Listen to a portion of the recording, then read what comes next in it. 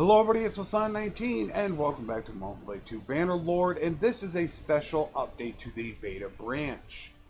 This is my second attempt to record this. My first one, when I got finished and I looked at it, was 34 minutes long. Needless to say, yes, once again I went on a rant. And after looking at it, I decided I was not going to post that video, as the beta branch is not someplace that I need to rant. It's a place where I need to give you information and then give you points about that. So that is a completely separate video.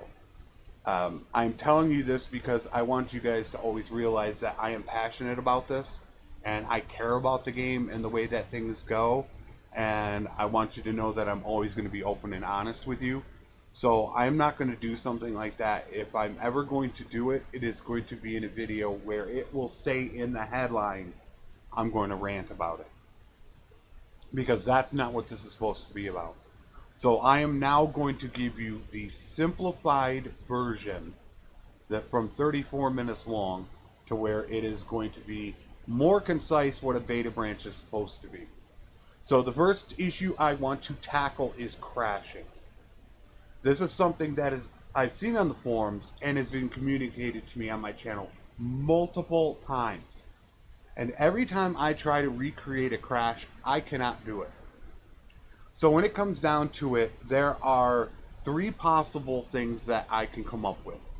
First of all, and this is the most likely scenario, is that there is something on the user's end, whether it's hardware or software, that the game does not agree with.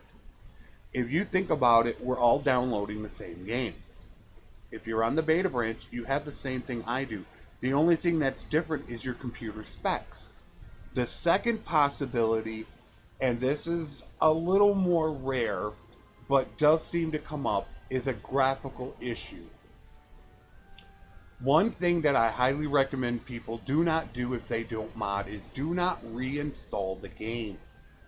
It is something that people do constantly. Modding is a different thing.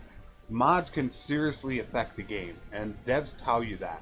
If you have modded the game, you can do two simple things. First of all, go into your Bannerlord directory and delete the folder that's called Shader. S-H-A-D-E-R. Delete that folder. Then go into Steam. Right click, go to your library, right click on Bannerlord and hit Properties. From there you want to verify integrity game files. That is what you want to do. Give that a try. Small chance, but for a few of you it might work. And then option number 3, these are files that are supposed to be installed onto your system through Steam when you launch the game. It should already be there. There is a chance they may not be, or they may not be updated.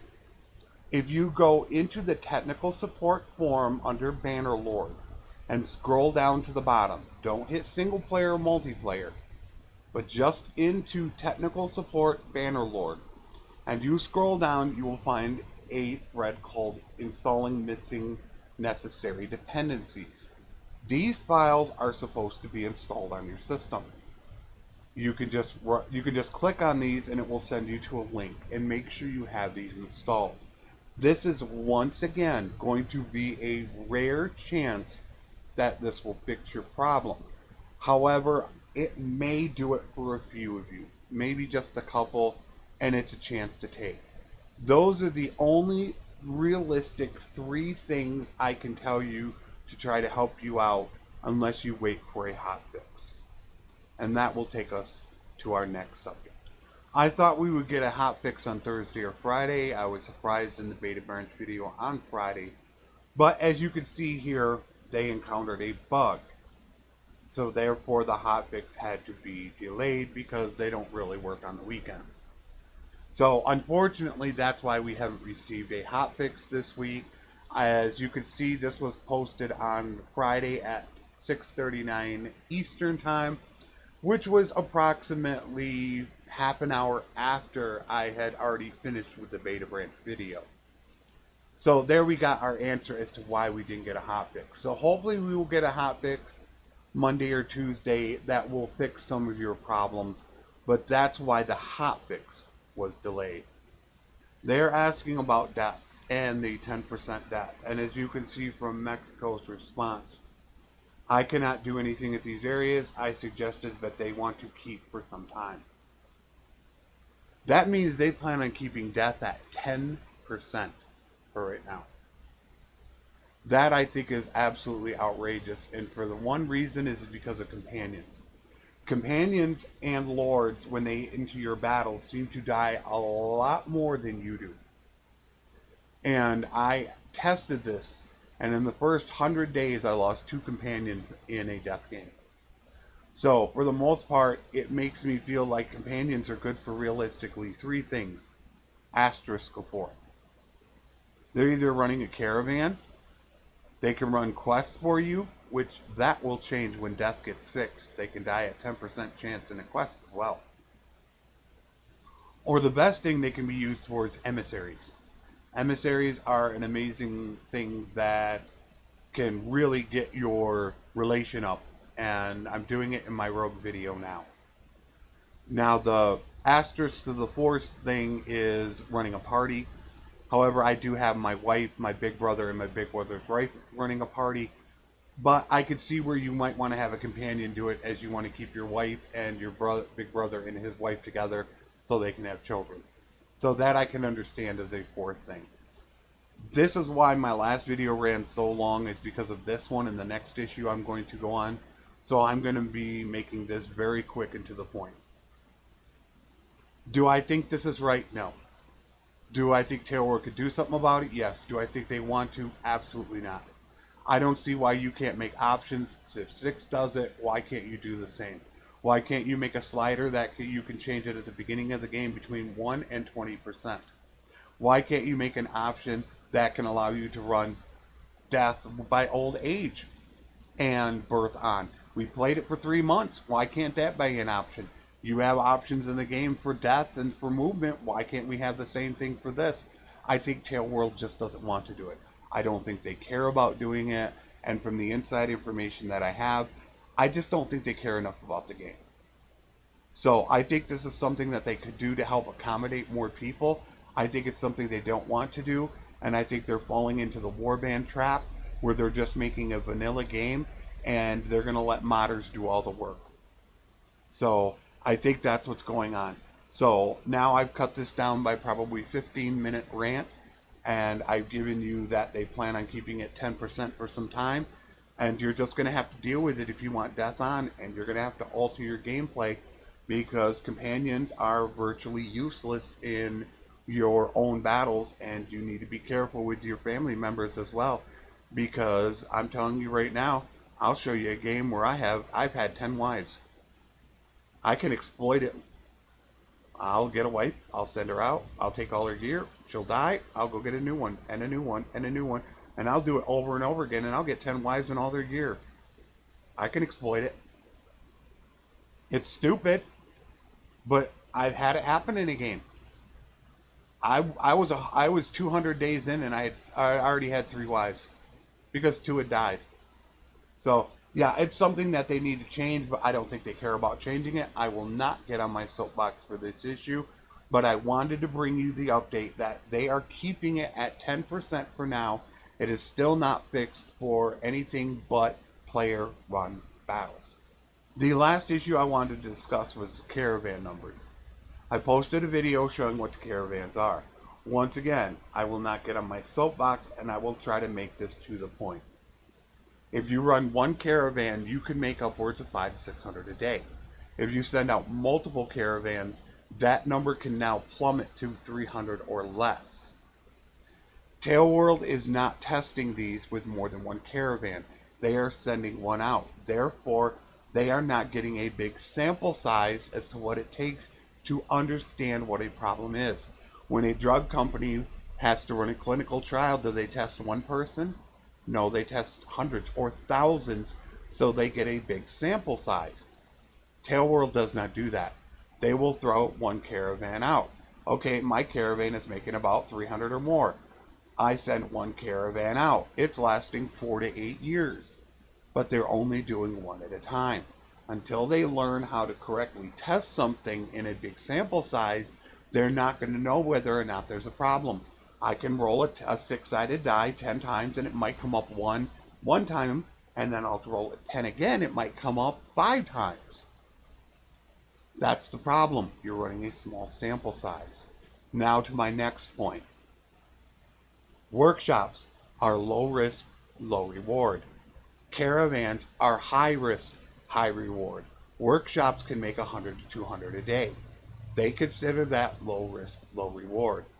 So if you count making 200 a day low reward, are you honestly telling me that 300 a day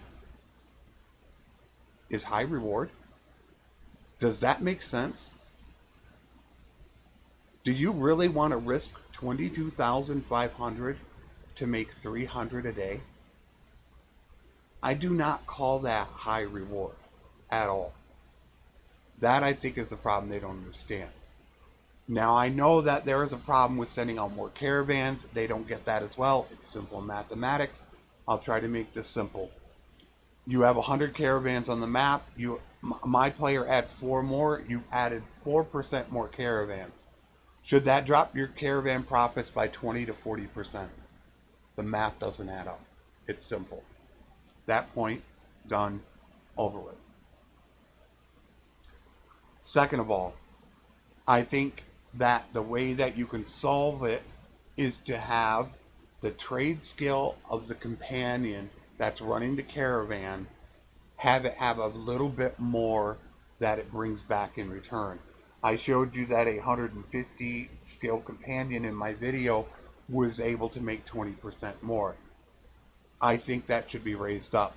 The problem I get is I am facing resistance from Tail World, in which they think 300 for a caravan is satisfactory.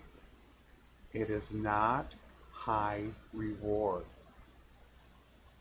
That's the problem. I think if you have a caravan that has 0 and makes 250, and one that has 150 skill and makes 300, why do you want to invest 150 points into a companion to make 50 a day? Does that make sense in anybody's mind? No, it doesn't. It makes no sense. They don't think about it in that rationale. So until they can take a step back and look at it objectively, I don't think they truly understand. They just look at 300 a day, it's working fine. But I don't think they can step back and say high risk, high reward. Companions only making 50 more with a bunch of skill. Why would you waste focus points to make 50 a day? That's the risk of spending focus points where you could put them to other places to make your companion better. If you're focusing on spending those focus points, that's a risk that you won't be able to spend those points later to make your companion good, but you should get rewarded for it. And that's what I don't think they understand. So I am trying to get things done through Tail World, but however, I am meeting resistance. And it's not just from Mexico. I want to stress that. Just because Mexico is saying this, it's not just him. He faces resistance as well. He doesn't have full autonomy to go ahead and make changes. He does have to take it to some people as well. So I don't want to make this sound like this is I'm bashing Mexico. I'm not doing that. He is part of not getting what I'm trying to understand, but he does not have full authority on this. So I wanted to make that abundantly clear. This is a part of a conversation I'm having with him. So this is not full context, okay? So I don't want anybody to think this is directly affected at him. It's not. He's just part of a discussion. So those are 4 points that I wanted to bring up to you and do it in less than 34 minutes. And to get you to understand that these are some things that are happening, and I felt that this didn't need to wait. So I hope this video was a lot shorter than the last one and that it wasn't too much of a rant, but I felt like I wanted to get my point across in these areas because these were important things when it comes to crashes or the way that the game is run or the death system all in all. I felt it was important enough to bring these up right now and not wait another 5 days until Friday to get them to you. So I just wanted to bring you this special episode. I hope you guys understand that the little ranting I did do, and I'm very passionate about this, and I hope it didn't go too far for you. So until I talk to you Friday on the next Beta Branch video, take care, and thanks for watching.